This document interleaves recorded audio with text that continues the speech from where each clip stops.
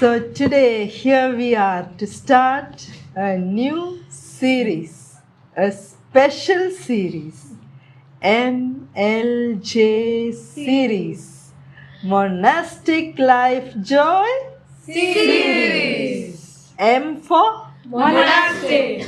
L for Life. J for Joy. So കഴിഞ്ഞ 2 സീരീസിൽ എനിക്കുണ്ടാവാൻ പറ്റിയില്ല. ഇവിടെ സിംഹക്കുട്ടികൾ പോലെയുള്ള മക്കളുള്ളതിനാൽ, അവർ വളർന്നുകൊണ്ടിരിക്കുന്നതിനാൽ അവരെല്ലാം സ്വയം മാനേജ് ചെയ്തു. സോ ഇന്ന് നമുക്കിവിടെ 2 ടീമുകളാണുള്ളത്. Team 1 holy light team, team 1 Holy light. Team 2 Holy fire. Holy Fire team.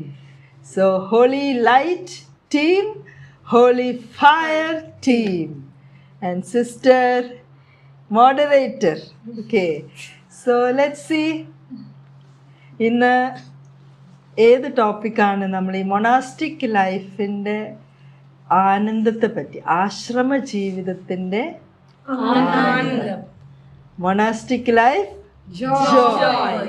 ആശ്രമ ജീവിത ആനന്ദം. സോ ഇന്നത്തെ topic who is going to introduce? Yes, introduce today's topic, and ultimately we want to tell you how joyful it is to live Monastic life. താപസ സന്യാസ ആശ്രമ ജീവിതം ജീവിക്കുന്നതിലുള്ള ആനന്ദം express ചെയ്യാൻ ഞങ്ങളിവിടെ ആയിരിക്കുന്നു. Okay, so intro. Rain the holy ruach, Lord. Reign forevermore.